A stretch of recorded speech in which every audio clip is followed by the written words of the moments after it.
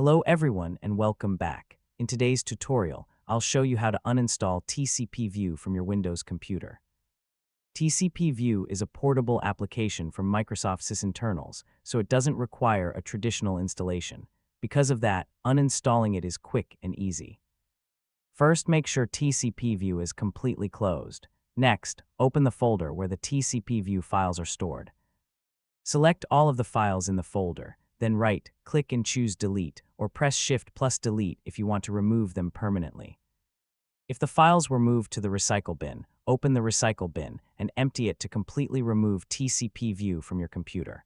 Finally, confirm that the TCPView folder has been deleted. Since TCPView is a portable application, deleting its files completely removes it from your system.